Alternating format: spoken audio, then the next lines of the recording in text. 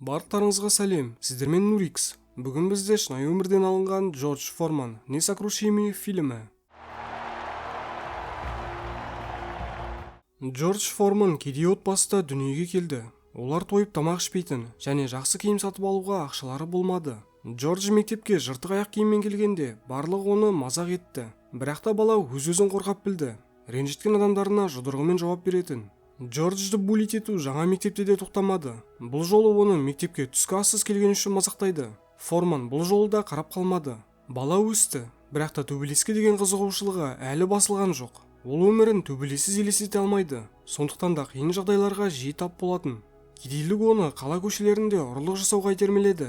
Бір күні Джордж досымен мас ер адамды тонамақ болды. Тек әлгі адам полиция болып шықты.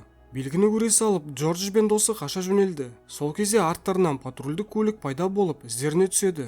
Екі дос бөлінді, ал көлік Форманның артынан кетеді. Жігіт үйдің астына тығылуды шешті. Таңдаған жері сәтсіз болды. Себебі жоғарыда канализация құбыры, ал одан өздеріңіз түсінгендей лас нәрселер ағады. Полицейлердің иті сезбес үшін Джордж канализациядан аққан нәжісті үсті басына жағады, және осының арқасында түрмеден аман қалды. Үйге келген Форман теледидардан болып жатқан рекламаны көзі шалды. Мұнда жұмыс корпусы білімсіз адамдарды өздеріне шақырып жатыр. Джордж секілді жігіттерді өздері үйретіп, жұмыспен қамтиды екен. Анасымен ақылдасып болып, ол корпусқа жазылып қаласынан кетеді. Жатақханаға орналасқан Форман Десмонд есімді жігітпен танысты.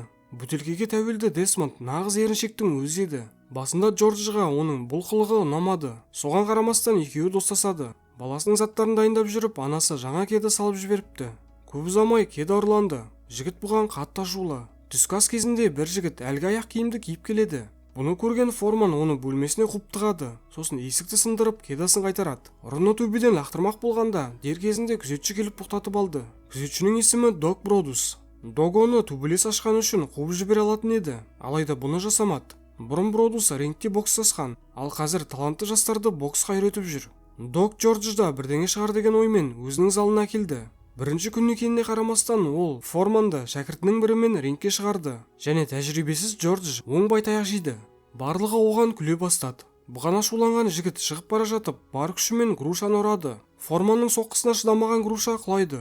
Дог жігітте бірдеңе барын сезгендей, оны залға жаттығуға шақырады. Бұндай соққымен оны бокста үлкен болашақ күтеді. Ішінде талант барын сезген Джордж әйгілі боксшы болуды шешті, және сол арқылы байлық пен атақ, құрметке ие болуды қалады. Бір жыл өткен соң Джорджды Олимпиада ойынында СССР боксшысына қарсы шығарады. Форман жеңіске жетіп, елге алтынмен оралады. Өз үйіне келгенде Джорджды жерлестері сынға алды. Себебі жігіт жеңістен соң Американың туын желбіреткен еді. Бұл уақытта нәсілдік шектету өршіп тұрғандықтан, көптеген қара нәсілділер елді жек көретін. Бұған қарамастан Форман бокс карьерасын тоқтатпады.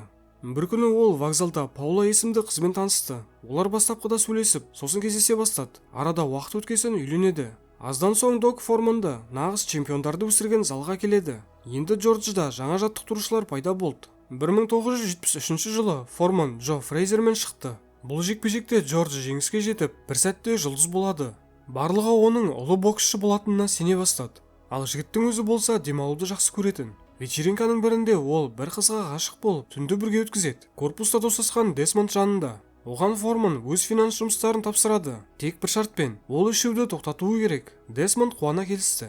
Бір күні Мұхаммед Али Форманды прессада жамандап, онымен төбелескісі келетін туралы жариялайды. Али жаңадан шыққан боксшыны жеңетініне сенімді. Бұл уақытта Джордждың әйелімен ара қатынасы суи бастады. Олардың балалары бар. Пауло жұбайының басқа қыздармен қыдыратынын білді, және бұған қатты мұңаятын. Али мен Форманның жекпе-жегі Конго республикасында ұйымдастырылды.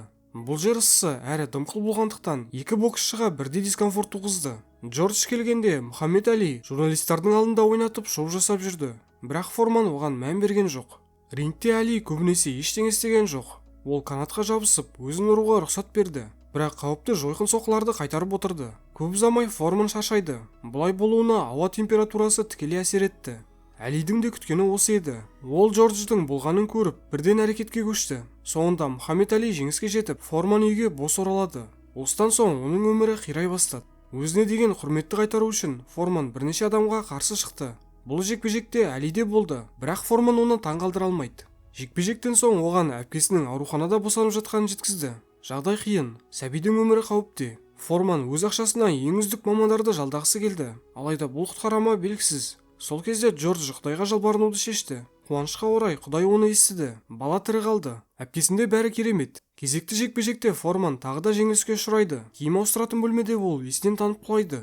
Бірнеше минуттан кейін есін жиып, қалған өмірін Құдайға арнау керектігін түсінеді. Джордж бокс карьерасын аяқтап, христиандықты қабылдап, дін насихаттаушысына айналады. Енді оның үйі шіркеу. Док шәкіртінің бұл өзгерісін қабылдай алмады. Ол Форманның боксты жалғастырғанын қалады. Бұрын қандай адам болғанын түсінген Джордж ренжітіп алған адамдарының бәрінен кешірім сұрауды шешті. Кезек Мұхаммед Әлиге келді. Ол рингте өлтіргісі келген үшін Әлиден кешірім сұрайды. Әли оны кешірді. Тіпті екеуі досқа айналады. Джордж бұрынғы әйелі Пауланың да кешірімін алды. Бір күні Форман шіркеуде Мэри Джоан Мартеллимен танысты. Қыз оған бірден ұнады, ал қызға ол ұнамайтын. Себебі қыз оны ашушаң, проблеманың бәрін жұдырықпен шешетін адам деп ойлайтын. Бірақ бір күні Форманның шынымен де өзгергеніне көзі жетті. Дін дәріптеу кезінде Форманды көшедегі кейбір адамдар мазақтап, балағаттап кетеді. Ал Форман жауап берудің орнына өзін ұстап қала алды. Олардың сөздері тіпті әсер еткен жоқ. Сол кезде Мэри оған мүмкіндік береді. Екеуі кездесе бастады, сосын нағыз отбасы құрады. Джордж тасанды ғимаратты сатып алып, өз шіркеуін құрды. Бұл жерде де дінді насихаттауын жалғастырды. Күндердің бір күні оған бір әйел келіп, жаман жолға түскен баласын қол астына алып, боксқа үйретуін сұрайды. Бірақ Форман бокстың артта қалғанын айтып, бас тартады. Бірнеше күннен соң Форман жаңалықтардан әлгі баланың қылмыспен айналысып, қиындыққа тап болғанын көрді. Сол кезде ол бұзық балалардың алдында да жауапкершілікті екенін түсініп, спорт зал ашады. Бұл жерде балалар бос кезінде қалаған спорт түрімен айналыса алады. Бір күні залдың жарығын өшіріп тастайды, ақша төленбеген үшін. Джордж не болғанын білу үшін банкқа келді, және өзінің банкрот екенін біледі. Егер ол тез арада ақша таппаса, спортзалды жабуға тура келеді. Десмонд да жоғалып кетті. Форман финансмен жұмысты оған тапсырғанына қатты өкінді. Көп ұзамай Джордж ескі досын тапты. Ақша қалмағанын естігенде оны өлтіруге сәл қалады. Форман рекламаға түсіп, автограф таратып, мүлкін сата бастады. Бірақ бұл да қарызды өтеуге аз болды. Форман боксқа оралуды шешті. Доктың алдына қайта келіп, бұрынғыша қайтадан сүйреуін өтінеді. Джордж керек десең ең төменнен бастауға дайын. Док келісті, және ең біріншіден арықтауын бұйырады. Форман өзін қолға алды. Керекті салмаққа жеткесін ол Докқа келді, және екеуі бірден іске кірісті. Рингте Джордж бұрынғы формасынан айырылғанын түсінді. Бұл уақытта Мэри түсінде жұбайының чемпион болғанын көреді. Бұны ол белгі деп қабылдап, Джордждың жеңетініне сенді. 1987 жылы Форман Стив Зукимен шығып жеңіске жетті. Көрермендер қарны шығып кеткен спортшыға күлумен болды, бірақ та қолдауларын тоқтатпады. Кезекті профсайыста Джордж жеңілсе де жақсы сыйақы алды. Бұған ол мұңайған жоқ. Керісінше қарыздан құтылғанына қуанышты. Спорт залда шіркеуде аман қалды. Жарнама жасаған тауарда сұранысқа ие бола бастады. Осы жерден бәрін тоқтатуға болар еді. Егер Джордж бұрынғы өміріне оралуды қалағанда, Форман бұнымен тоқтағысы келмейді. Ол мансабындағы ең маңызды жекпе-жек алда екенін сезді. Бір жағынан әйелінің түсі де рөл ойнады. Бұны ол Құдайдың жіберген сигналы ретінде қабылдайды.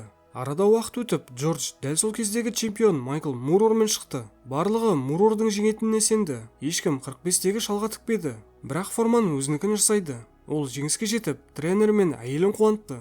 Жеңістен соң тізерлеп Құдайға жалбарынады. 20 жыл бұрын чемпион титулынан айырылған Джордж 45 жасында ауыр салмақтан поясын қайтарады. Осы жылдар бойы ол досы Әлиді ұмытқан жоқ. Екеуі күн сайын телефонмен сөйлесіп тұратын.